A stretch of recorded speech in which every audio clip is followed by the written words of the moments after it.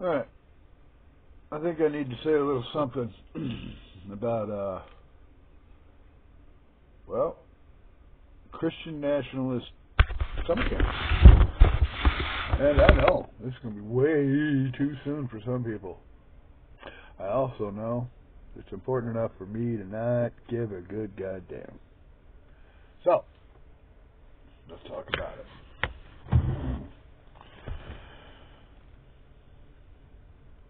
Right-wing Christian ideology, controlling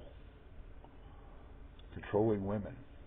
This is a women's-only Christian camp who spent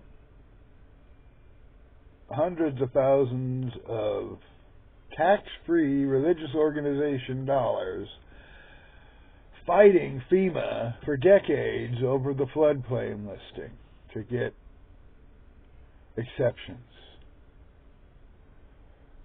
so that they could have the freedom to drown 27 small little girls. You know, the Romans talked a lot of shit about the Phoenicians and their sacrificing of children. But,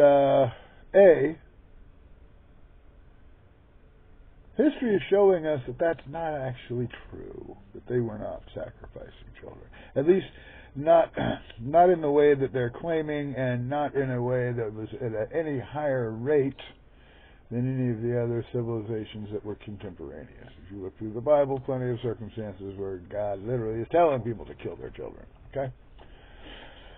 And God goes in and kills all kinds of babies. So baby killing and Christianity are not mutually exclusive. Let's get that clear. And these right-wing Texas Christians are proving a case in point, leaving us with no doubts. But they spent all that money so they could avoid the federal regulations that would keep them from expanding the camp into the flood zone. And not only did they not move the buildings, so this is the really perverse part. Okay, not only did they not remove the buildings that were already in the floodplain, they were fighting to put more in there. Trust me. Buildings that needed to be torn down, I'm sure it's a 100-year-old camp. Buildings that needed to be completely replaced should have been moved. But that might have cost, again, it's about money and control, because they probably had to put in new plumbing or something. That would cost more money. Why won't you just let us rebuild it right here? It's been here 100 years. It ain't never floated away yet. Dumbasses. And then again, you talked to these people that talked in that county for years that talked about getting an alarm system, and they just didn't feel like they needed to spend that kind of money to protect the children up there in them camps. Their rich parents can protect them. And then the real reason, because everybody's talking about this, but the real reason I decided I needed to talk about this was the micro controls they had that caused even more trouble. Because beyond the state failures and the governor's failures and that fucking county safety dude that didn't get off his ass, didn't wake up till 5 a.m. and missed all the fucking alarms and didn't call in and tell these people to get the hell out, which I'm sure is what's going to come out eventually. Somebody slept through their alarm, or somebody slept through the emergency phone calls, didn't get the voicemail till 5 a.m., and it was already too fucking late for those little girls by 3 a.m. They got in the call at 1 a.m., though, 1:14, when Noah was trying to get them to tell everybody, hey, this is going to be absolutely fucking catastrophic. Get everybody out of there at 1:14. And then again at 4. At 4 o'clock, they still had an hour, maybe. But they could have got there and saved some of those little girls that were clinging on to something before the water got all the way up to 30 fucking feet. But yeah, the whole real reason I'm here is because snacks and phones were forbidden. Micro control of these children. Now I get it. We don't want them on their phones. You can't have any phones. Very strict. But clearly we can see where a national emergency alarm that comes through a phone, even when it's turned off and ringers are turned off, precisely because it's for emergencies, could have saved a lot of fucking lives at that camp. If just one of those kids had broken the rules and had their phone on and heard that there was a flood warning and everybody needed to move the fuck out, maybe wouldn't have lost all those little girls that they sacrificed to cash and profit and freedom. And snacks. A bunch of the older girls up on one of the hills got cut off from everybody, were stuck there for hours and all day. No food. Why? Because they were micro-controlling them over snacks. Don't want them having... They've got an ant problem. Oh my God, what? You're going to have to pay some money to spray for fucking ants after the kids leave? Oh my God. Necessary cost of fucking camp. Let the kids have some fucking snacks. I bet you let them have them next year. I bet you let them have their fucking phones next year too.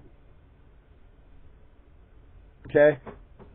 Even if it's just in a locked bag on their person.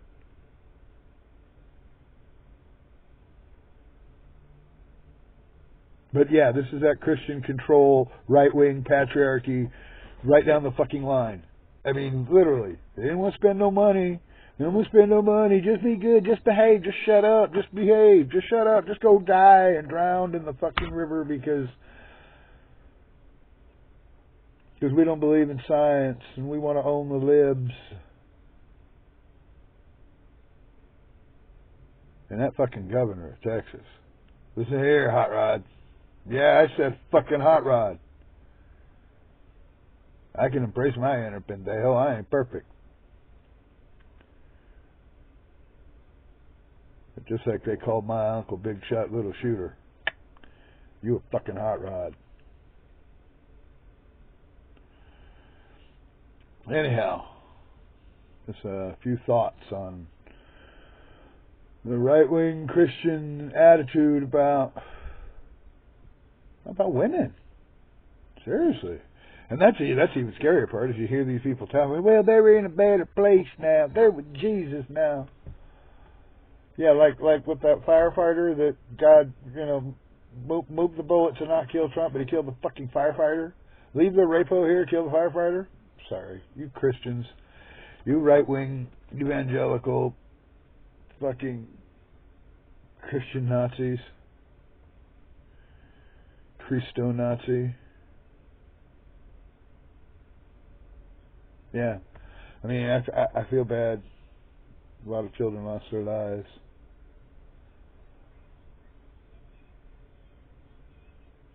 But I don't really feel all that bad about Texans losing their fucking lives. Sue me. I just don't. You guys keep electing these stupid fuckers that keep... Texas should have been purple a decade ago, guys. A decade ago. You guys just get up, look up from your fucking iced tea and tacos and goddamn shitty beers. I don't know, man. Seriously, Texas should have been purple a decade ago. You guys could have fixed this gerrymandering thing. Guys could have just showed up at the polls. Guys could have done a little reading and voted like maybe even just a little in your best interest. So no, sorry, man. Texas, you've had a long time to quit trying to out Florida. And you're setting a bad example for Arizona. So anyway, just some thoughts on your Texas Christian nationalists and how this disaster is really more their fault than Trump's. Hate to say it, I love blame this whole damn thing on Trump. You know I would.